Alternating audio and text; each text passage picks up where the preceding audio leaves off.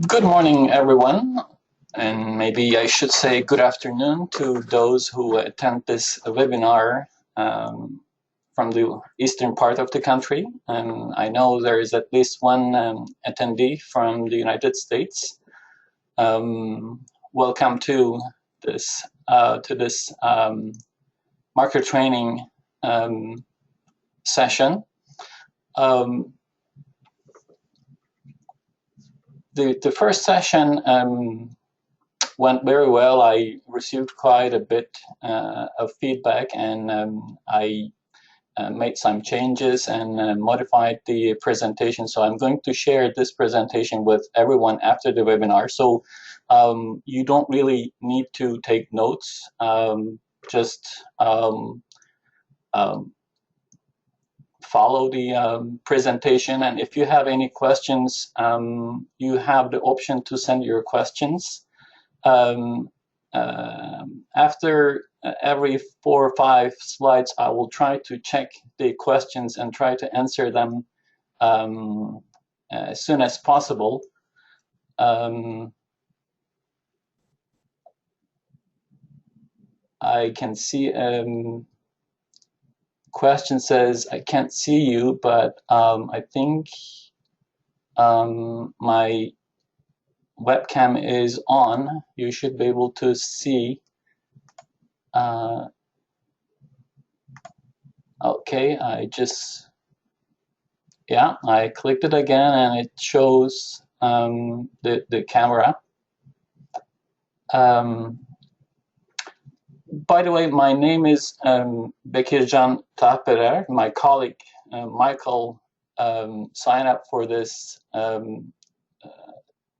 webinar, so that's why the name shows Michael. But actually, it's me, Bekircan Tahperer.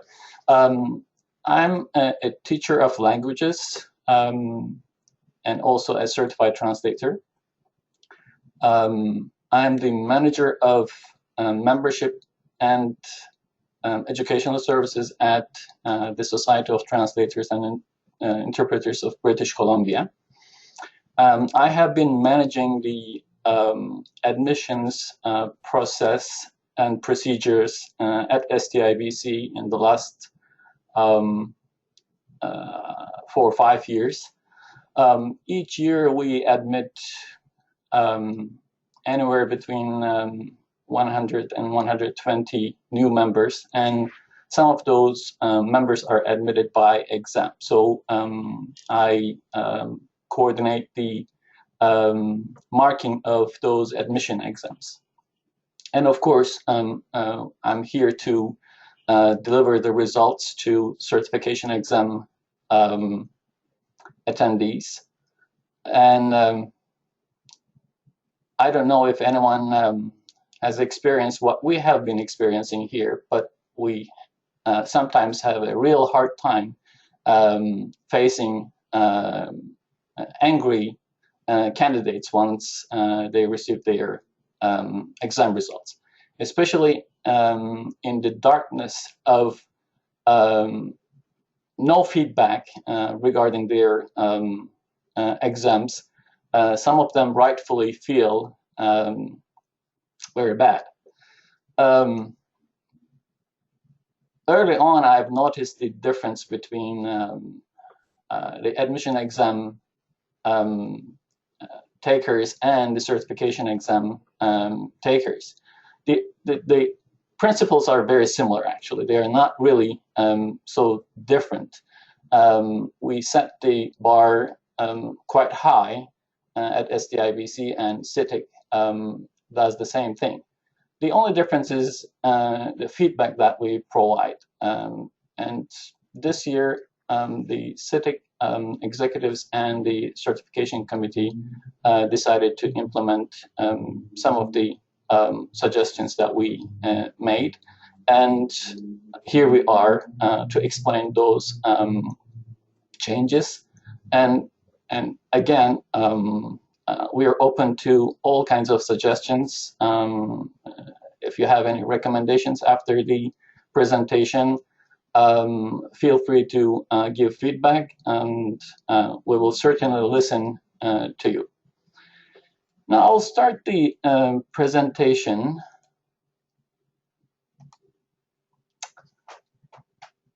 And I'll go to the first slide. I'll show you some funny photographs. And I'm sure you understand what this means. These are the pictures that form in the minds of certification exam takers once after we deliver them the results.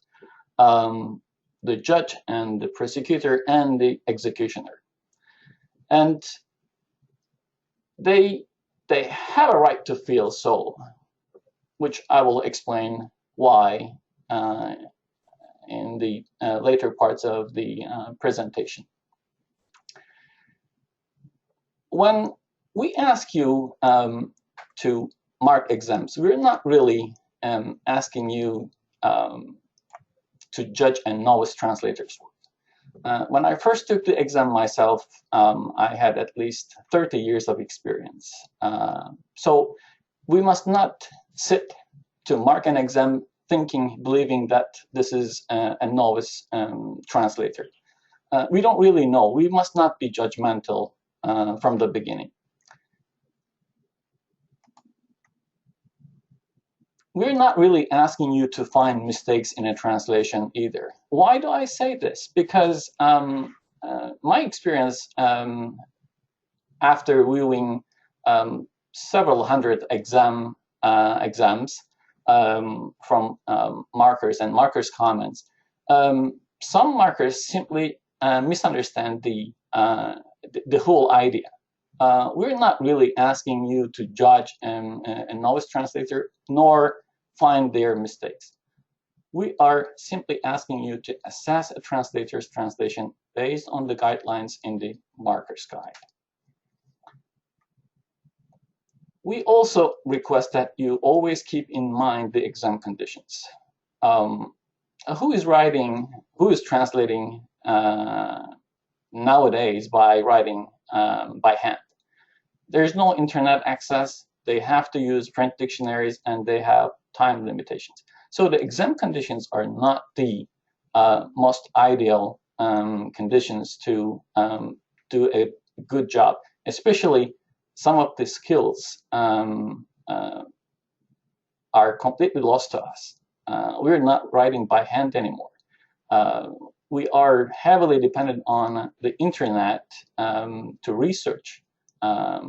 And also, we never use print dictionaries anymore. So we have to keep those in mind when we assess a translation. This is from the markers guide. It says, this examination is for experienced translators.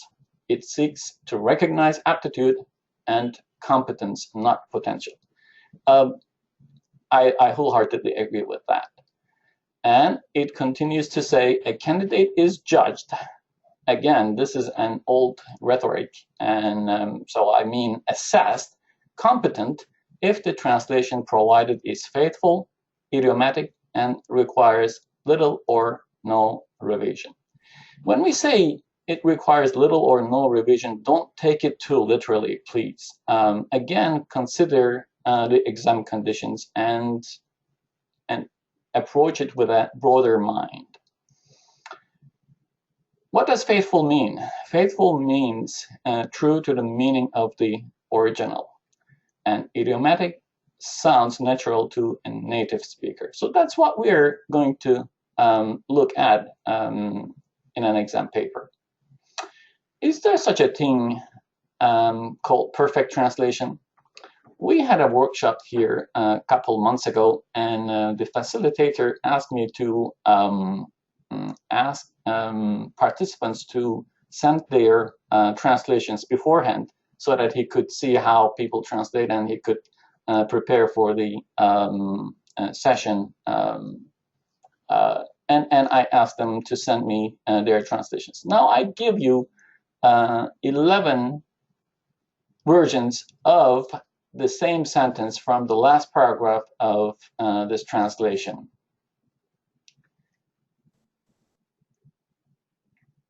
Here's the 6th one, and the next slide shows 7th, 8th, 9th, 10th, and 11th. As you will see, maybe you won't have time to see everything right now, but there are no two translations that are identical. Only the number 9 and number 4 are a little similar to one another, but 11 different translations. So this was a real eye-opener to me as a translator. Of course, I know there are many ways to translate a sentence, but I would have never thought that there would have been this kind of diversity in interpreting or translating a sentence into another language. 11 attendees, 11 different rendition of the same sentence. So that shows me that there are many different ways to translate a given sentence. So I have to have an open mind when I look at a translation. Now, a little information about the exam. Candidates are given 3 texts of about 175 to 200 words each. The compulsory text is general in nature. Optional one is mildly technical, scientific, medical. When we say mildly, we mean mildly technical and scientific. So the texts must not be extremely technical, that would require specialized dictionaries. And the optional 2 is somewhat administrative, economic. Each candidate will translate 2 texts. So that means you will mark 2 texts. And each text is marked out of 100, and the average mark over 2 texts determines the candidate's final score. An average of 70% is required for a pass.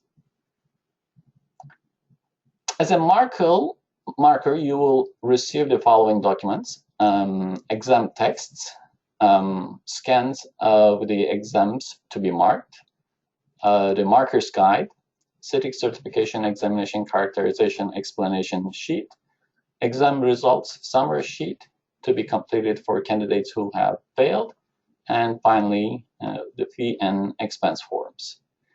Before we go any further, we would like to stress on the confidentiality issue. Maintaining the confidentiality of the CTTIC standard certification translation examination is vital. Markers must refrain from making public remarks about the CTTIC standard certification translation examination process.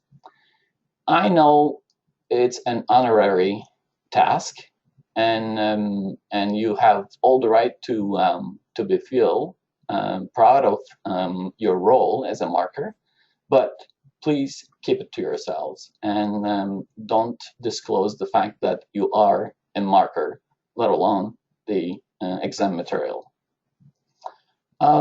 As promised, I am checking the questions. Well,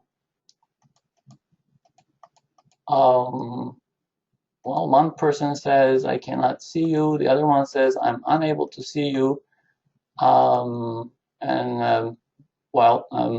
on my end, everything looks fine, and I'm hoping that the problem is over now for those who were unable to see me in the first place. At the moment, we have 29 attendees. So I will continue with the presentation, and I will. I encourage you to type your questions if you have any. Again, I will try to keep an eye on the questions. And I just received a question. Could I ask something about the marking? Yes, please. Okay, and somebody says working perfectly. And please go ahead and ask your questions, but in the meantime, I will continue. Okay, we talked about confidentiality, and somebody says, I have marked many times. That's excellent. We like experienced markers. Let's continue. There are 2 markers to a team. They each mark their set of candidates' papers independently in accordance with the markers guide using the pre-established marking scheme and the marking scale. And compare results with their co-markers after the marking is completed. If there is a discrepancy of more than 10% in the marks given, i.e. 45 versus 60, the errors noted must be reviewed. The co-markers then average the marks given, which produces the candidate's final marks. Discrepancy might not be so important if both markers agree that an exam is a pass. No single repeated major error will be considered sufficient to fail a candidate. So we have to really review our marking twice, if necessary, more times. Exams will be marked down to 0, but not any lower than 0. If a candidate does so badly, sorry, we won't be able to do more than 0. However, 2 markers should make an effort to agree on all T10 and L10 and T5 and L5 mistakes. Providing a marked exam with visible discrepancies and differences between 2 markers raises reliability issues. Therefore, markers should go over each error in an exam and agree on most problems. Why do we weigh on this? Over the years, I've witnessed exam takers come here and view their exams. What we do here is we print marked exams by 2 markers and put it in front of the candidate with the source text and the marking scheme. And it doesn't take any more than 5 minutes for the candidate to get up and start yelling at us and venting his anger or her anger, saying, look at this. One marker marked here -10 and the other one didn't even mark it as a mistake. What kind of marking system is this? There's no way you can explain this to that candidate. There's no way you can justify that. It's obvious that the 2 markers didn't communicate. They maybe did a little communication. They said, oh, candidate such and such, number such and such. Oh, my mark is 45. Oh, yeah, okay, my mark is 55. That's it. It's a fail. This is unacceptable. We cannot do such an unprofessional work and then feel that we did the right thing. We get many complaints about this, and this is actually avoidable. It only takes a few emails. Mark your exams and scan and send it to your co-marker, and the same is true for the co-marker. They will also mark and send their marking to you. You simply compare. And it is actually a nice process too, because you also see how your co-marker looks at some of the issues that you thought problematic or not. So it's a learning process for us all. No one is perfect, and who says the exam takers are not good translators anyway? So I always recommend that we exchange information and especially show our co-markers our marking and see their marking to make sure that we provide a consistent marked exam. I'm checking the questions. Okay.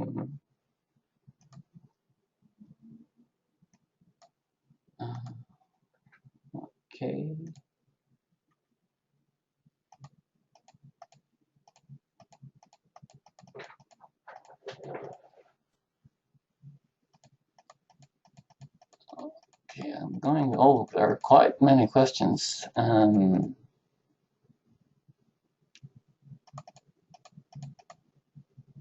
Are you keeping a list of the attendees to this webinar for future reference? Yes, we are.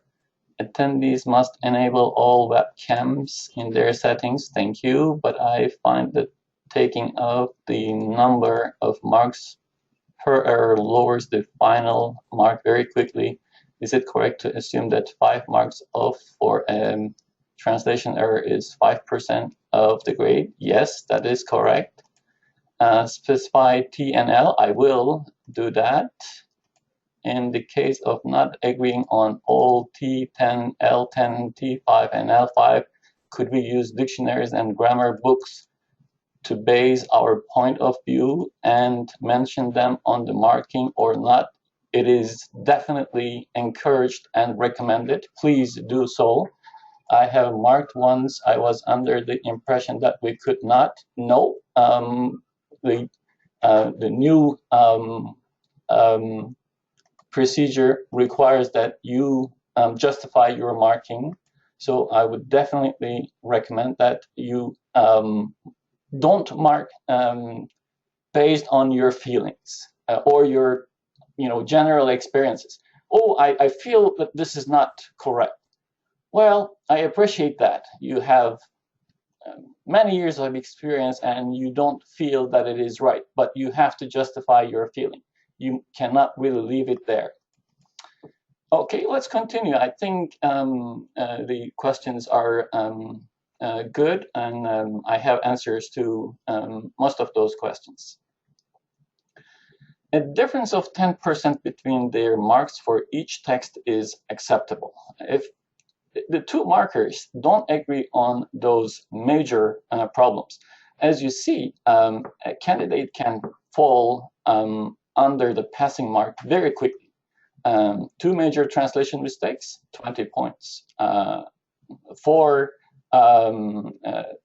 minor translation or language mistakes, it's over. The candidate is done.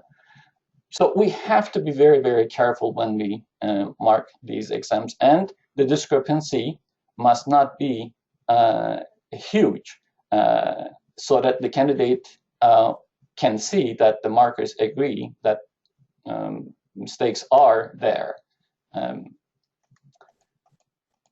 I have another question. It says, translation is not a perfect science. It's not a science. It's quite subjective, actually. As yourself showed, 11 people had 11 different translations. So it is unavoidably turns into personal preferences. Well, I agree and I disagree.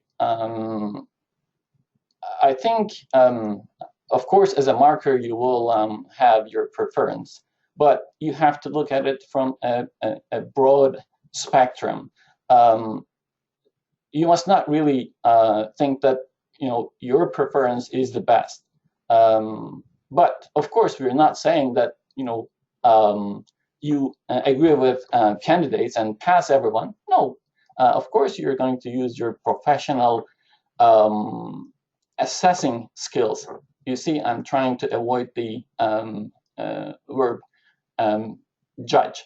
Don't judge people. Just use your professional assessing skills and see if it is permissible to use a given term in a translation, or it is understandable to translate a sentence in a given way. But we must not really try to dictate our own way of translating. Of course, after 30 years of translating, I have my way of doing things, but I cannot impose my way of doing things onto other people. Yet, if a translation is incorrect, it's incorrect, and that's my professional assessment. I will do that. If the paper receives less than 70%, we kindly request that one characterization sheet is provided to CTTIC. We're going to show you examples of characterization sheets. If both markers agree that a paper has passed or failed, their judgment stands. If a paper has been passed by one marker and failed by the other, the marks must be reviewed and, if possible, agreement reached on the paper's status. If in the final analysis, markers must decide whether the translation is faithful, idiomatic, and requires little or no revision. However, there might be a situation where you disagree with your co-marker and you want to stand on your decision. You're most welcome to do that. If no agreement can be reached, the matter is referred to the coordinator, who will assign a third marker with a deciding vote. However, I would encourage you to communicate and see if you can find a common ground on the differences. Now, this is really important. CTTIC must provide clear evidence if an exam is a fail. Assigning errors but not providing any explanation as to why there are errors is unfair and causes undesired controversy. I'm going to show you examples of those undesired controversies. On the candidate's hard copy translation, underline each error and assign it a value in the right margin. T10, L10, T5, L5, or L3. I will explain, somebody is asking about spelling, I will explain all those. I will show you the error categories, and spelling will be touched on. On the hard copy, briefly categorize each error, meaning typography, grammar, syntax, or usage, so that when candidate, if they decide to come and view their exams, they can easily see their mistakes. Provide a correct translation on the marker's characterization sheet so that the candidate can see that there is another way of doing it, and it is the correct way of doing that. So we are simply justifying our marking. And please, please avoid expressing personal opinions such as a very poor translation or her knowledge of source target language is inadequate. This is, we have nothing to do with a person's inadequacies or his poor translations. We are not here to judge people. We are here to mark an exam. Just underline the mistake, identify it, and give a solution to that problem. And that's the end of our duty. We don't have to justify our marking by making personal attacks at candidates. This is an example of a very poor feedback. These are real, by the way, not made up documents. Here the marker says it's evident that the candidate produced a very poor quality of translation. And then the marker continues, the abilities in the language are very poor. The candidate is incapable of comprehending. I mean, if you were the candidate who received these comments, what would you feel about that? Is this a professional feedback? You're being attacked, not being given any professional feedback. And they rightfully say, is this markers or prosecutors' comment? We have to be careful about that. And I have an even worse example here. This is an appeal review. So the candidate appealed the results, and the third marker provided this feedback. I have carefully read and compared the compulsory source text English and such and such. And then the third marker goes on to say, I concur with the original marker's assessment. Thank you. And there's no doubt in my mind that this candidate does not qualify for a pass mark in this exam. So how did you come up with that idea? What is your justification? Where is your where is your justification that will show us, convince us that this is really a fail? And this person continues to say, in fact, in my opinion, the markers have been very lenient. Personally, I would have deducted one more T10 point for translation and at least 2 more minor L marks for language. So this third marker goes on to discredit his 2 colleagues. And if that is not enough, he or she continues, to me, this is not just rather careless, it is definitely very poor also in the clarity, precision, accuracy. I mean, this is not marker's comment. This is not professional feedback. This is executioner's comments. This is unacceptable. And this person is trying to convince the CTTIC coordinator that this is a fail.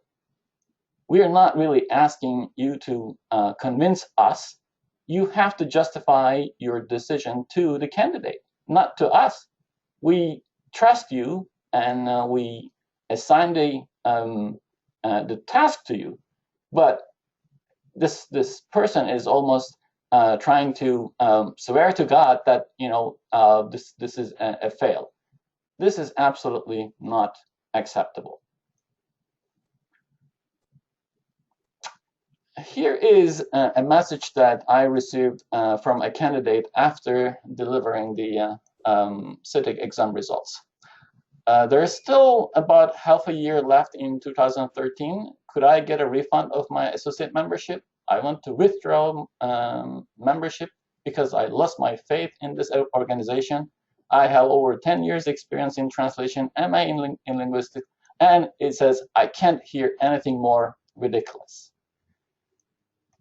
And here I have some comments from a person who took our admission exam.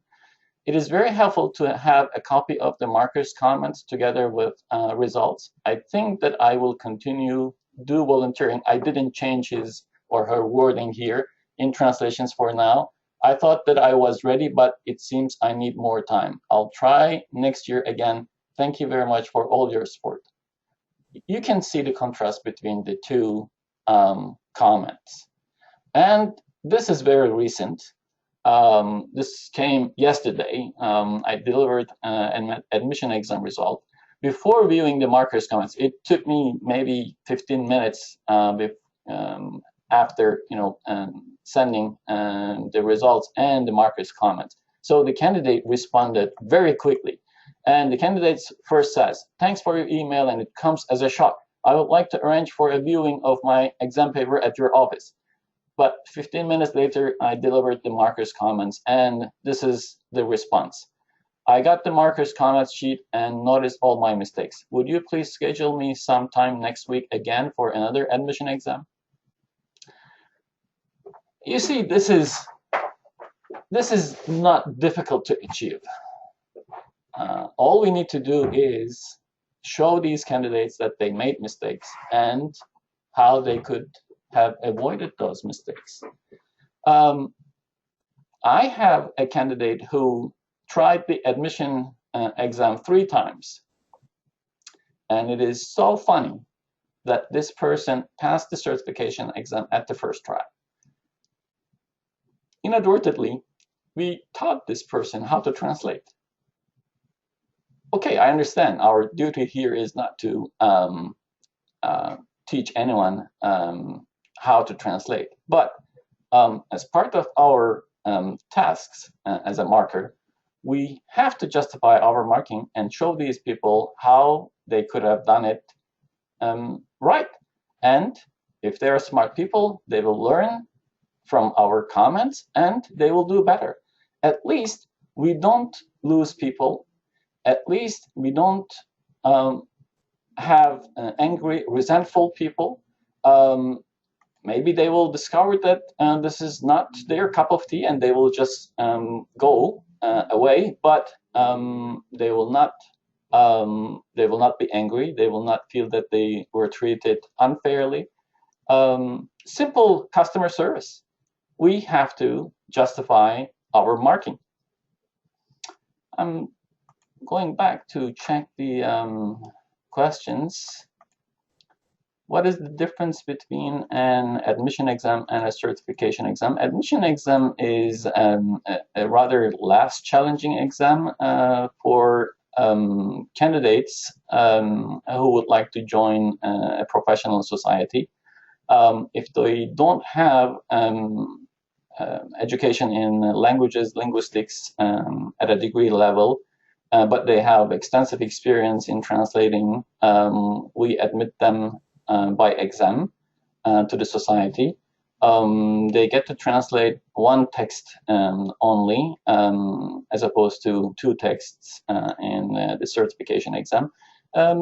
So that is the difference, and the marking scheme is also a little different. We are maybe a little more lenient to candidates in the admission exams.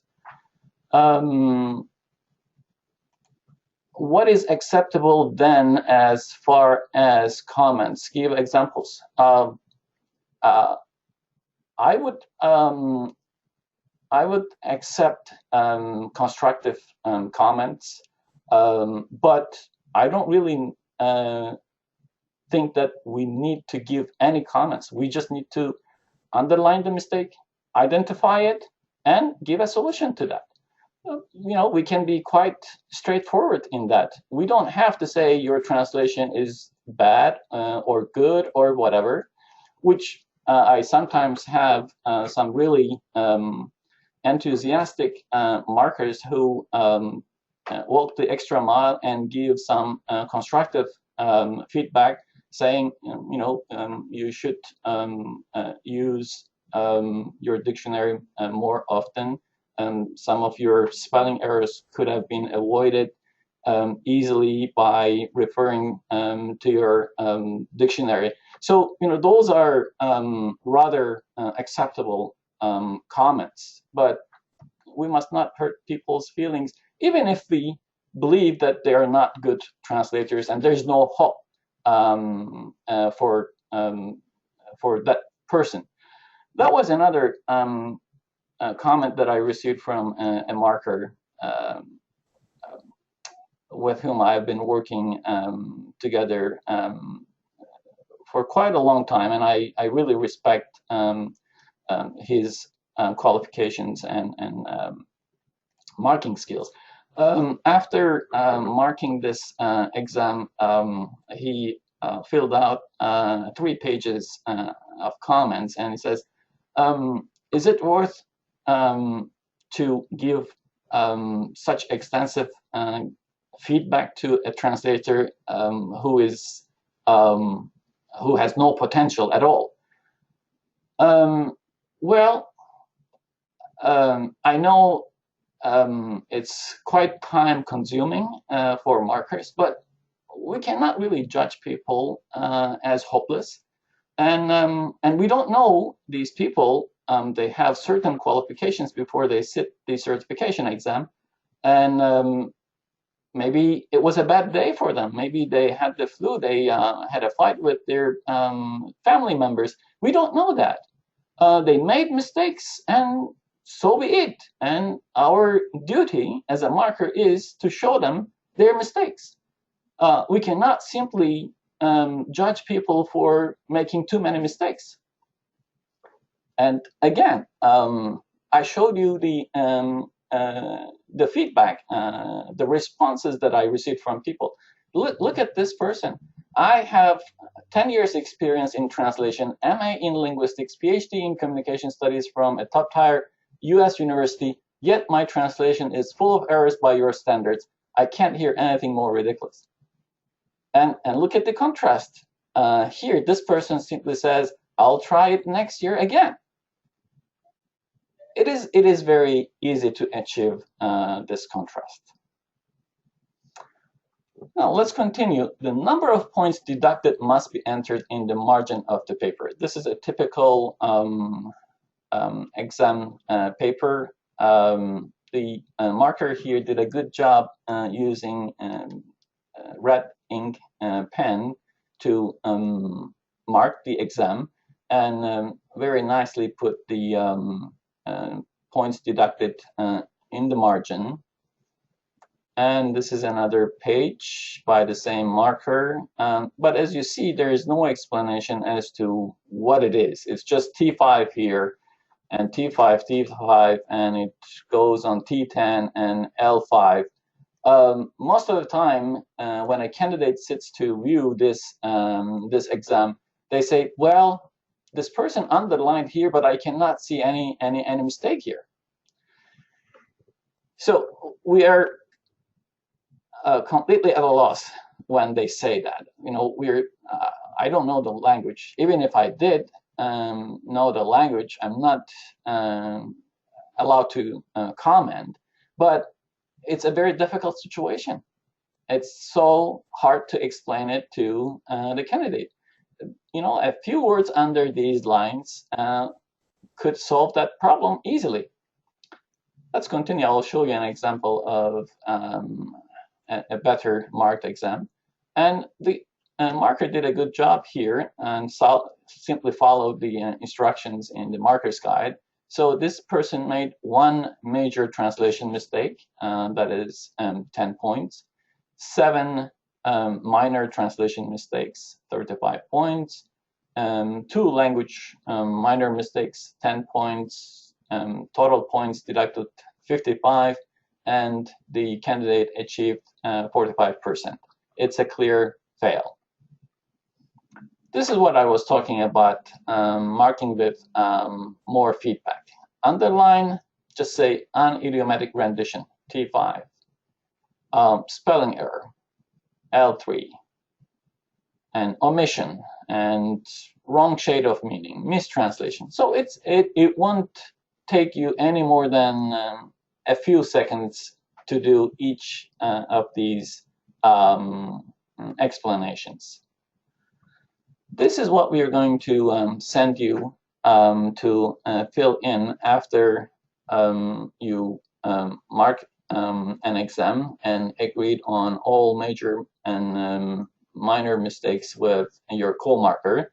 So you're going to put the source text sentence here and type in the candidate's translation, explain the nature of the problem mistake, and give your suggestion. Translate that sentence in the way that you think is right, and also enter the points you deducted here. This is going to come to you in Word doc format, so you can easily fill it in.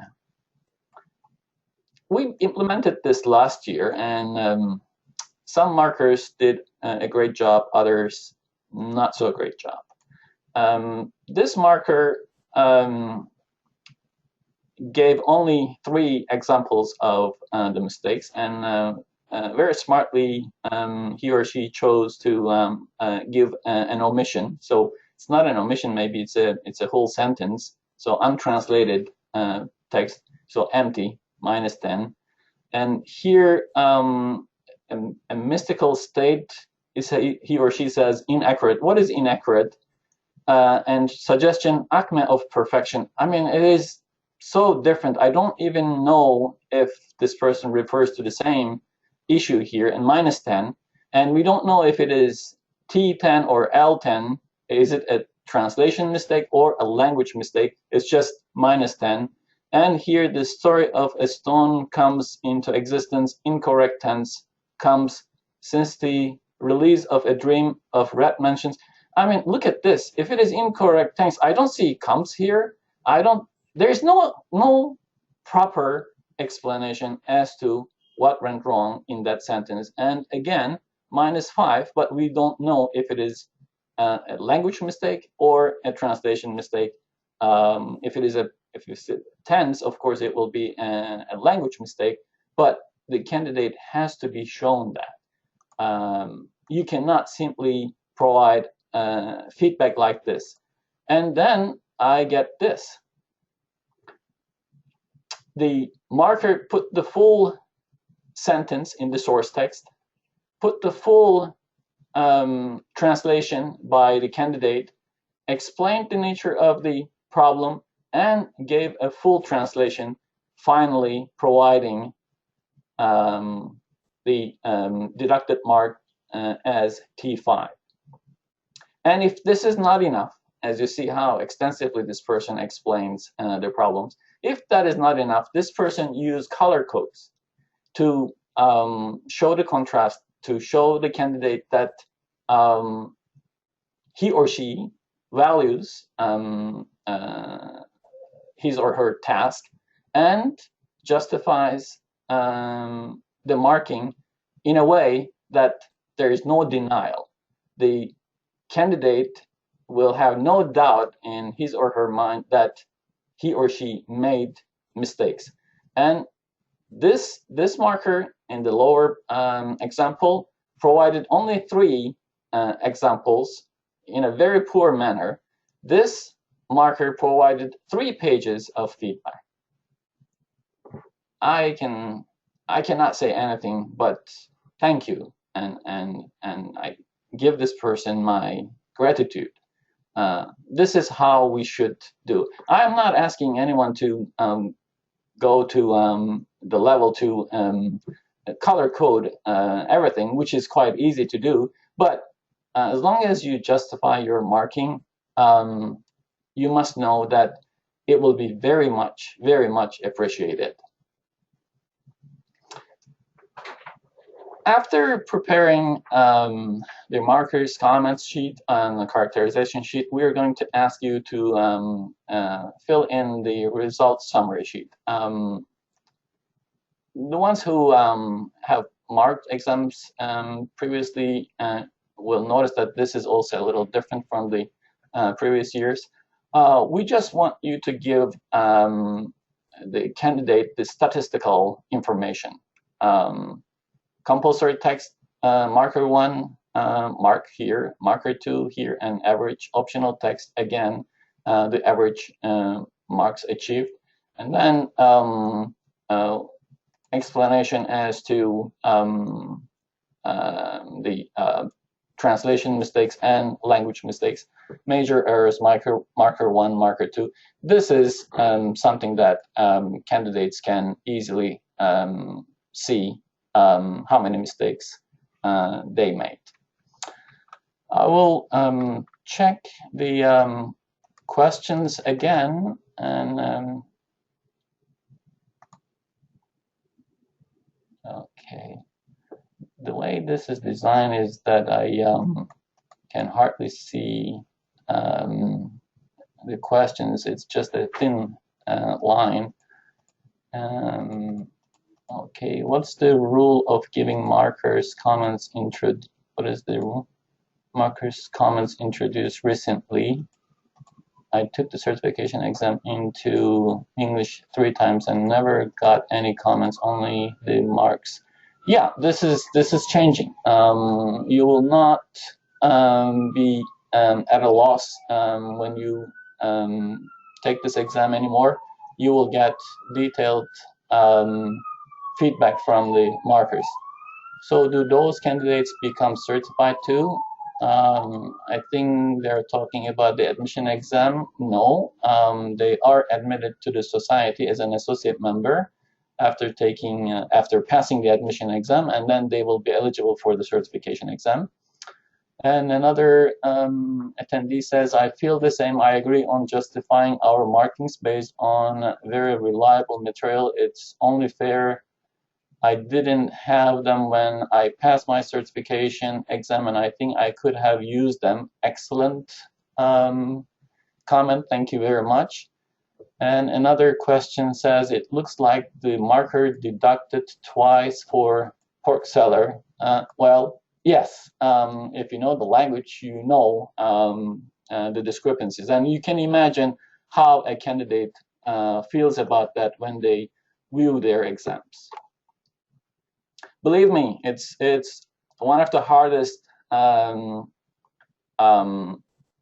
of my life to face those angry candidates, and especially I have no answer to give to them.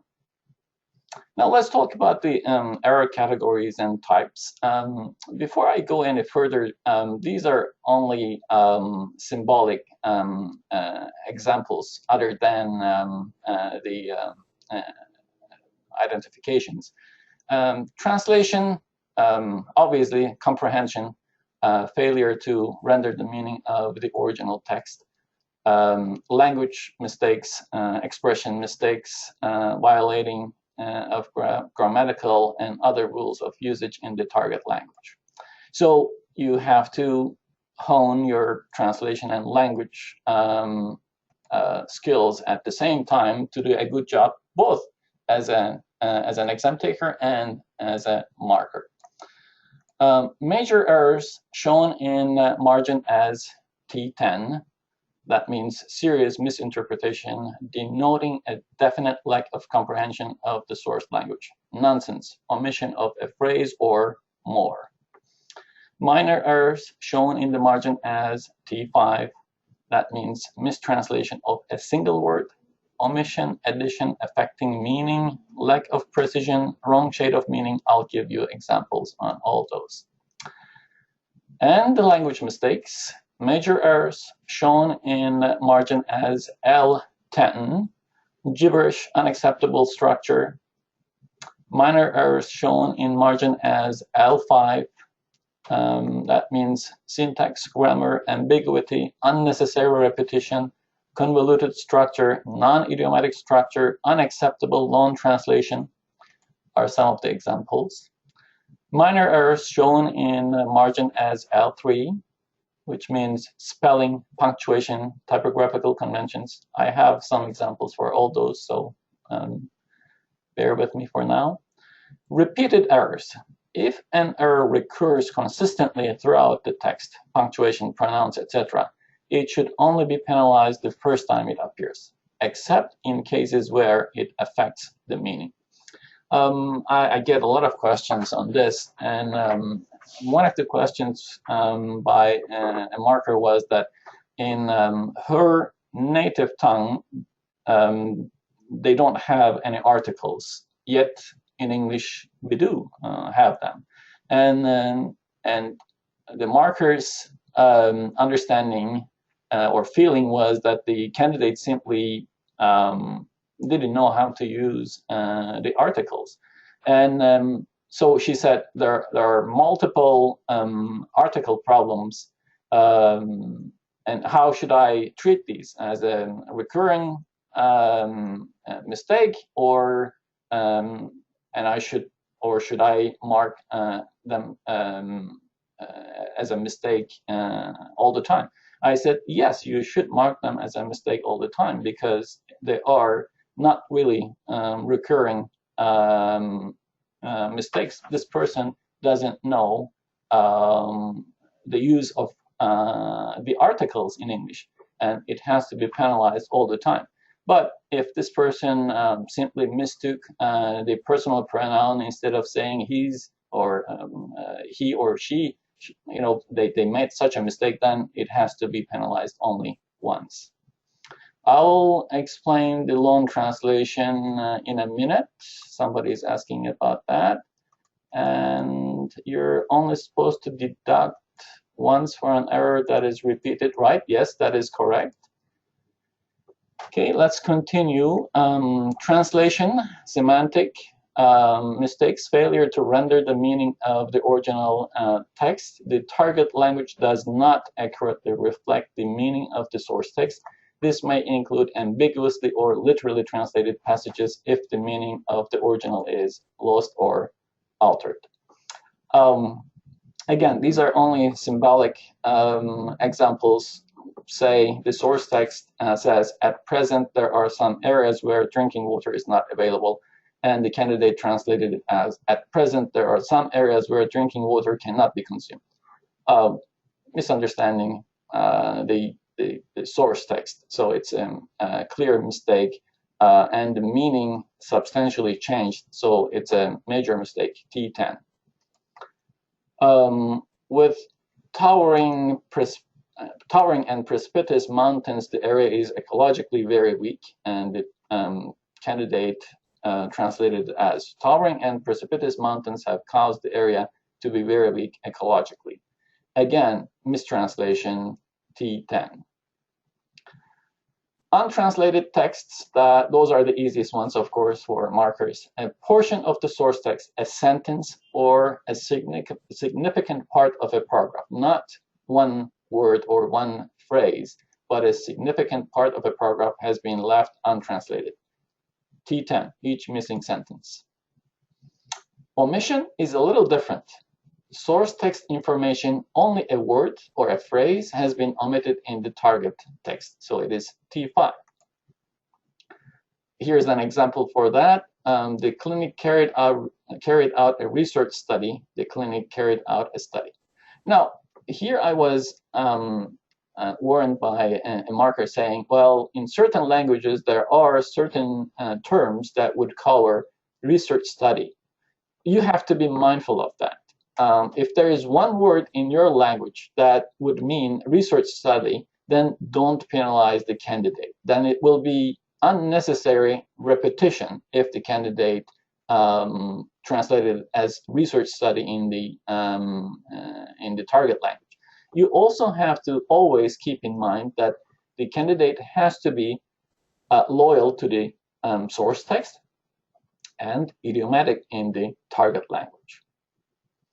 And addition will not be tolerated either when it is unnecessary, of course. An information, a word, a phrase not found in the source text has been added to the target text, T5. Candidates should generally resist the tendency to insert clarifying material. Again, we go back to the same example and says the clinic carried out a study and the candidate inserted research here. If it is unnecessary in the target language, it is an addition and it has to be penalized by deducting T5. Literalness, you will come across to this issue on certain exams. This error occurs when a translation that follows the source text word for word results in awkward, unidiomatic, or incorrect renditions. We usually have an orientation before the exam, and we try to give workshops to prepare candidates for this. And this is one of the most common questions.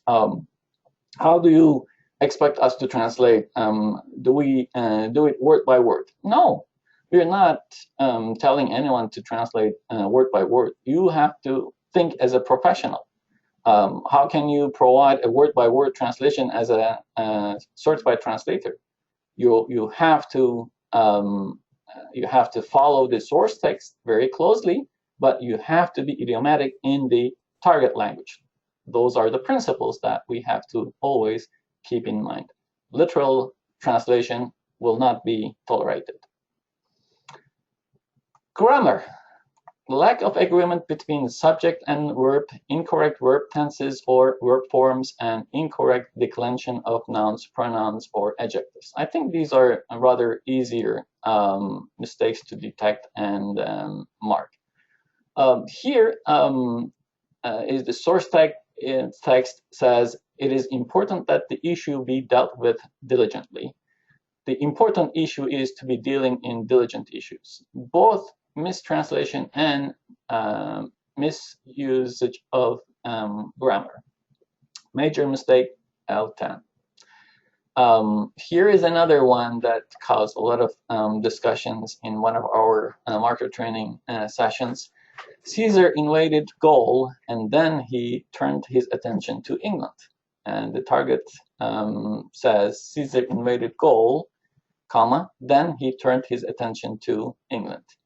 I had a native speaker marker who said that he didn't feel anything wrong with the second sentence, I said we should be mindful of our grammar at all times. The use of then can be tricky.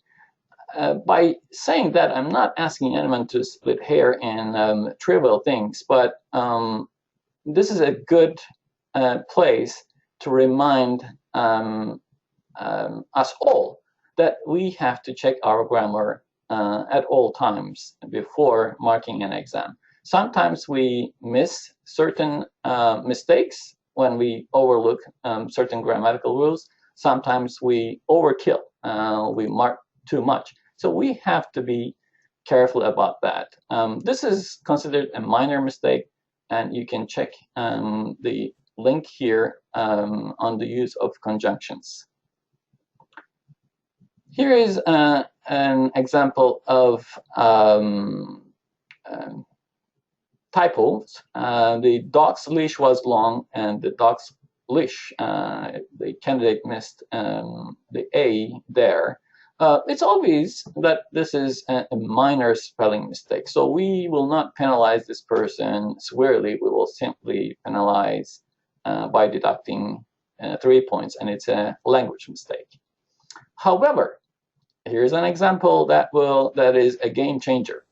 The tenets of this idea, it goes on, and the translator translated as the tenets of this idea. Well, in my heart, I would believe that this person meant to say tenets because they are two different things, but it changes the meaning drastically, nevertheless. So it has to be considered a major or a minor translation mistake because then spelling changes the meaning. So we have to be very careful about the spelling mistakes. Do they drastically change the meaning or just a simple typo?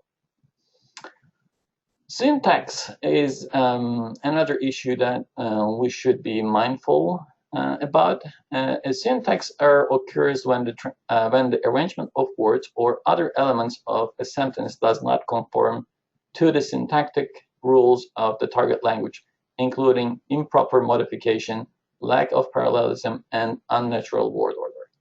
Here's an example. The government said that it would introduce legislation in April, and the candidate translated as the government said that it would, in April, introduce legislation. Everyone knows that time phrases come at the end of English sentences, so it's a breach of syntactic rules. Terminology, this is another area that anyone can fail anyone. Even the most sophisticated translators can be failed by using the excuse that the terminology is not right. Errors of the terminology category indicate compliance errors. Usually these are deviations from a country-specific or target language market-specific term usage. You have to be really careful about that. And you cannot really say, I disagree with this word. Shade of meaning is not correct. You have to justify your marking by showing the right terminology, and you better be right. The candidates will carefully review your remarks. Inconsistency. Terms or expressions are translated inconsistently throughout the text. This includes headers or titles translated sometimes with a verb and then with a noun, L5. These are also rather easy to detect. Style errors indicate compliance errors. Usually these are deviations from an approved country-specific style guide or from the general style required by the text. L3. This is another area where we had a lot of discussions with some markers, and I had an example. I simply took it out that was showing the American style versus British Canadian style. I would say if a candidate is consistent in his or her use of the American or British Canadian style, do not penalize that person just because your preference is different from theirs. However, if the candidate is inconsistently using American and British style, yes, that should be penalized because we expect them to be consistent. If they're serving mostly the American market, then it's only normal that they use the American style. If they're serving mostly the British or Canadian market, it's only normal that they use that, but they have to be consistent.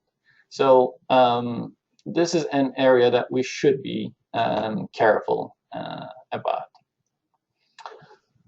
Language variants, slang.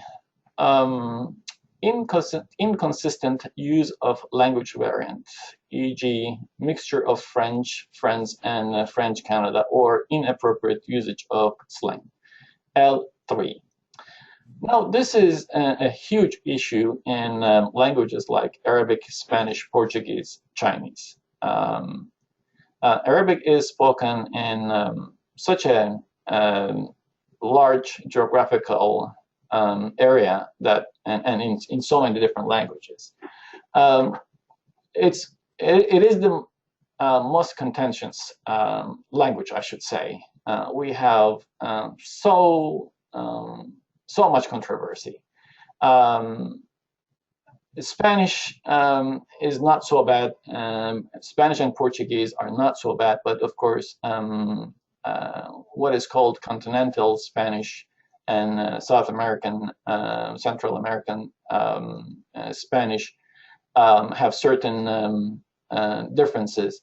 You should be mindful of those. As a certified translator, you should be able to differentiate those differences and mark accordingly. Chinese is again another language where we get a lot of questions. Hey, I'm from the mainland China, and if the marker is from Hong Kong or from Taiwan, will they see the conventions in mainland China? Well, they should. Of course, when we select markers, we do discuss these issues with them, but a good translator should be able to see those differences and mark accordingly. I even have a marker who sometimes asks me to contact the candidate to find out the name of the dictionary the candidate used in the exam. I mean, if a person can be so detail-oriented, I really appreciate that marker. He doesn't want to mark before understanding what kind of dictionary this person used. So he wants to make sure if the terminology used in the translation is right and based on a dictionary. So we should really be careful about the language variants. Register is another issue. A register error occurs when the language level or degree of formality produced in the target text is not appropriate for the target audience, i.e. colloquialisms sprinkled into a context that requires very formal language style. These are rather rare mistakes. People usually don't make register mistakes, but if they do, then it will be penalized by deducting L3.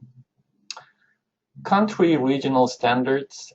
Any regional or country standards not followed. This includes date format, units of measurement, currency, addresses, phones, zip codes, and shortcut keys. Well, in my country, we always write the day first and the month second and the year third. So I would expect, if I'm marking an exam, I would expect the candidate follow that format. And there is a way we write the telephone numbers, and the addresses are written in a certain way. And we don't expect candidates to convert units of measurements, for instance. They are universal. Yes, in my country, we use meters as opposed to inches and yard and so on. But they are valid units of measurement. They are not supposed to be converted. The same is true for currency. So I don't think we have anything like that in our texts, but if somehow you come across them, you should be careful about those mistakes. Punctuation. The translation does not adhere to the punctuation rules of the target language, may include hyphenation and spacing rules. They will be penalized by deducting L3. I know that in certain situations, punctuation can change the meaning of a sentence, but I also know that a candidate was failed for 11 punctuation mistakes. We lost that person.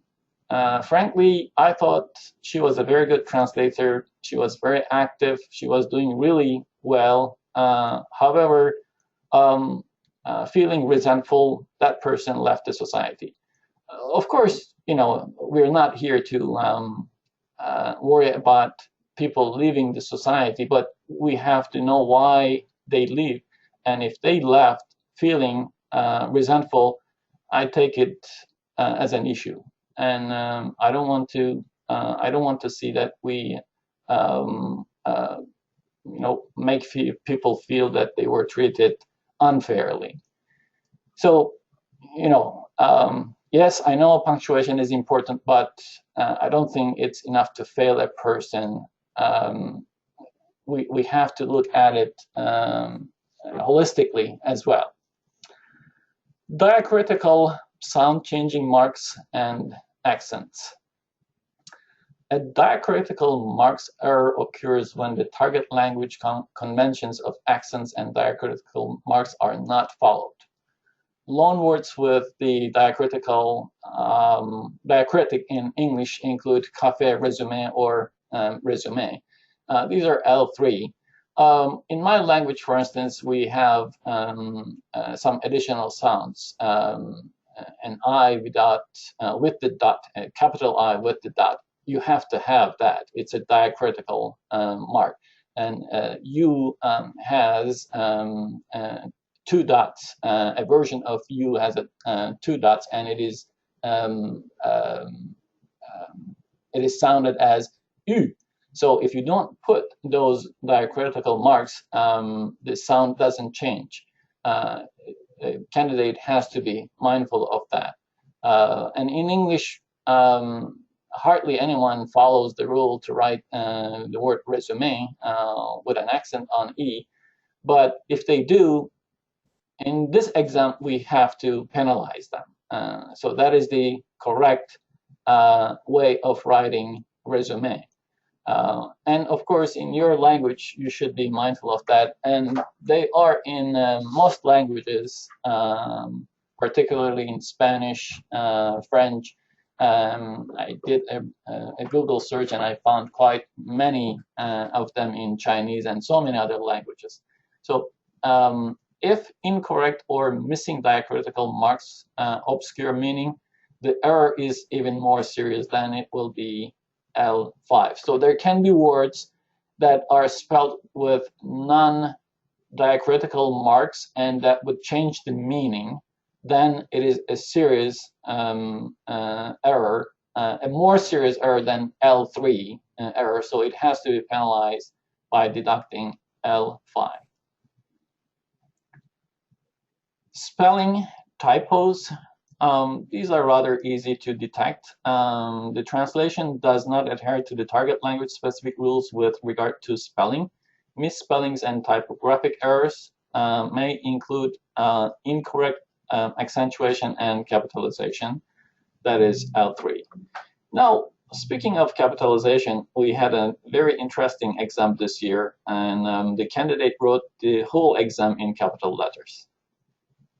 This had happened once in one of our admission exams several years ago, and since then we are mindful and we keep warning candidates not to write the whole exam in capital letters, but this happened.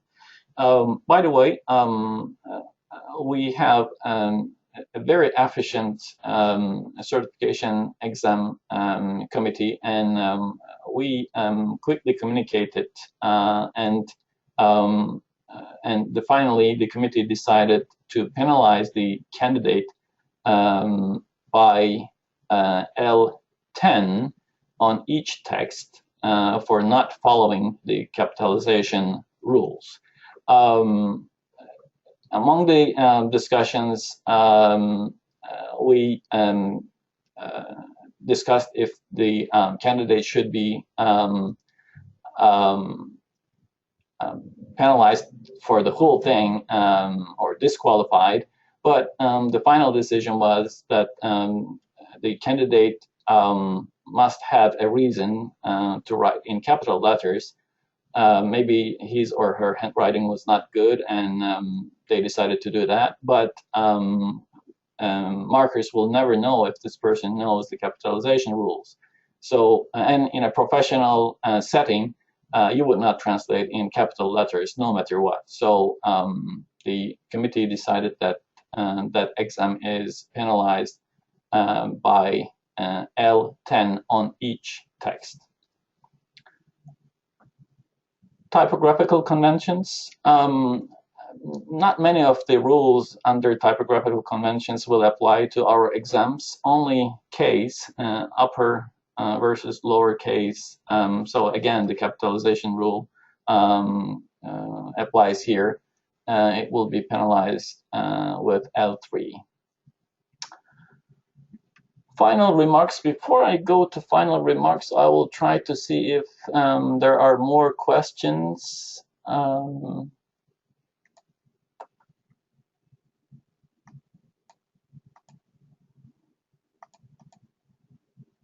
Is the presentation going to be available for us? Yes, it will be. I will send it to you either right after the presentation or by Monday. Can you send us a copy? Yes, I will absolutely do that. Can we get this PowerPoint after the webinar ends? Yes, you will, absolutely. Would it be reasonable to have candidates state that they are using Brazilian Portuguese, for instance? We had that in the past, and I remember some years ago we were asking the candidates to indicate that, but then there was a change of heart, maybe, that is not asked. Again, I will appreciate the feedback. If it is really important to know that, just let us know. But unfortunately, we don't have the luxury to have markers who are, completely proficient in Brazilian Portuguese or continental Portuguese. Most of our members are from South America, so most of our markers will be more proficient in Brazilian Portuguese, but I would expect that they would know the differences no matter what. And another question, wrong punctuation can change the whole meaning of a sentence. I agree. I agree with that. But if a person hasn't done any grammar mistakes, any other mistakes, failing that candidate for making 11 punctuation mistakes, it just doesn't fit in the scheme. I would rather look at that translation holistically and see if there's a way to see the point of view of the candidate. Let's continue. Final remarks. How to identify mistakes. Remember that there is usually more than one correct way to translate any given sentence. When assessing the correctness of a translation, ask yourselves the following questions. Is it accurate? The core meaning is preserved? Is it compliant to the style guides? Is it grammatically correct? A translation is assumed to be correct if it meets the 3 criteria above. I have a dilemma scenario for you. This is a rather easy scenario. A candidate only achieved 45%. It's a clear fail. But what if we have something like that? The candidate made so few mistakes and the points deducted is 34. The final score is 66 and the pass mark is 70. If you are 100% sure, if you and your co-marker are 100% sure that this is a fail, and so be it, 66, 66, and you justified your marking, and in your heart, in your conscience, you feel that the candidate failed, and there's no problem with that. We had such a situation last year. The candidate came here to view her exam, and she simply said, I agree with the markers. And the marker did a good job by providing a very detailed characterization sheet, and the candidate simply didn't appeal. But if it is 66, it is so close to a passing mark, and this is a life-changing exam for certain people, or life-changing accreditation for certain people. I would say, please take a moment and go back and see if some of the places that you marked are permissible.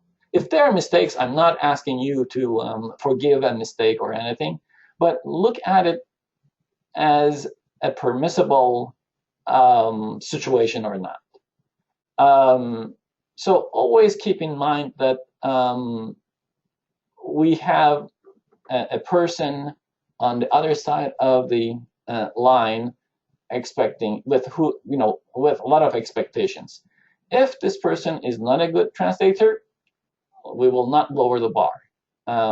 If this person made some unacceptable mistakes, whether it is because they are not really good translators, or they had a difficult day, or they didn't prepare, so be it. We will simply stand where we are.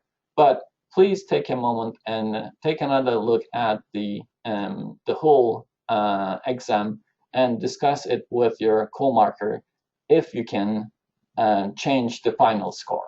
Again, we're not asking you to be tolerant. We're asking you to review your marking and make sure that you are fair on your final score. Transmission of results, forms, and marked exams. Return all documents in your possession relating to the examination to the CTTIC exam coordinator at examination@ctic.org, please. Delete any document delivered electronically within 3 weeks of submitting your results. If you have any issues, we'll contact you immediately, but otherwise, do not keep any copy of the documents that we sent you to mark an exam. And CTTIC exam texts are the intellectual property of CTTIC, and they must not be used for other purposes or shared with third parties.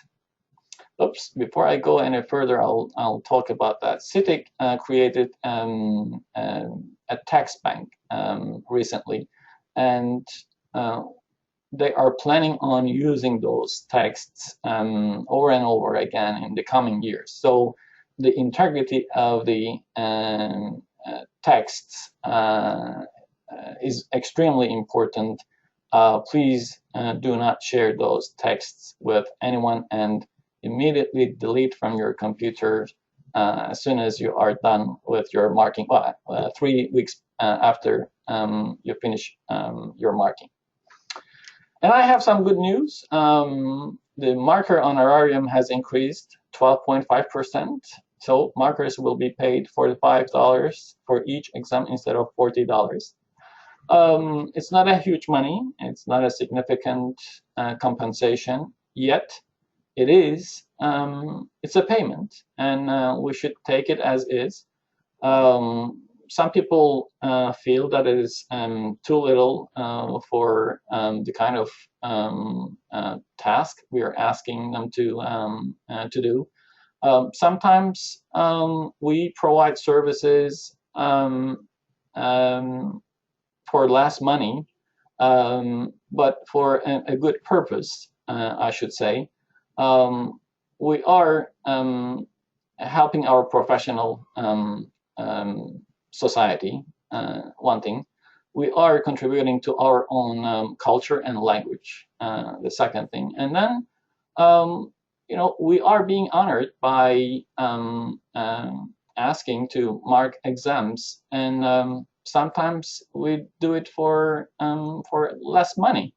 And but that doesn't necessarily mean that we are going to do a lesser job. And you know, once you agree to do a job at a certain rate, just like in your professional life, you will not provide a less than perfect translation to a client who is unable to pay your regular rates, for instance. We expect you to do your best and provide us the best feedback when you mark an exam. In your final package, you are expected to include the following documents: marked exam sheets, errors underlined and marked as T10, L5, etc. on the margin for both passing and failing candidates from both markers separately. So each marker will send their own marked exam sheets. Secondly, exam summary sheet for failing candidates. Only one sheet will be filled out by one of the markers after finalizing and exchanging marked sheets. And only one characterization sheet for only failing candidates. Both markers can work on it, but they will submit only one mutually agreed upon sheet. So exam summary sheet and characterization sheet will be sent to candidates. So we have to be very careful when we prepare those sheets. If you do a good job, you will save us a lot of problems. How, as I have shown, candidates will feel that they really made mistakes, and they will not want to come and view their exams. That saves us a lot of printing jobs, electricity, ink, expensive material, and also, more importantly, office time. And even more importantly, we justified our marking, and the candidates have seen that they made mistakes. They will feel unhappy, but they will not be mad at us. They will not be mad at you, and they will, who knows, they will want to try this exam again. That way, we have a credible system, we have a reputable system, and people will continue supporting us. Finally, please do not disclose the fact that you are a CTTIC exam marker. Candidates must not know who the markers are, and the same is true for markers. In case of any conflict of interest situation, i.e. if you discover that you know a candidate by his or her handwriting or otherwise, please let the CTTIC exam coordinator know about it. You may be asked not to mark that exam. If you are interested in exam marking, please send your bio. You don't need to send your resume or CV, but you're most welcome to send if you choose to do so. Language combination, society affiliation, and contact information to examination@ctic.org, please. If you have questions, concerns,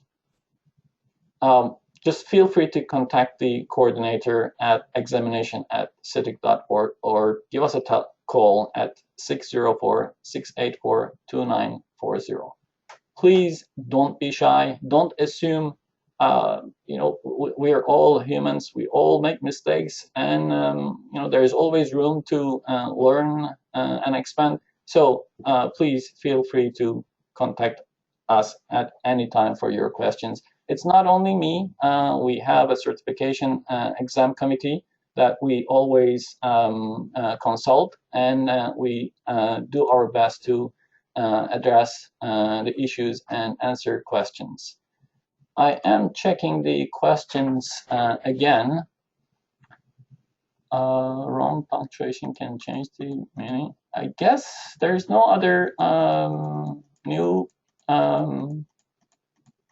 question. Unless you have questions, we can finish this session. Again, thank you very much for attending this webinar. I hope you found it useful. Again, I will send the presentation to you by email, and you're most welcome to give feedback, and you can send your questions and concerns to us by email at any time. Thanks again. Have a nice afternoon.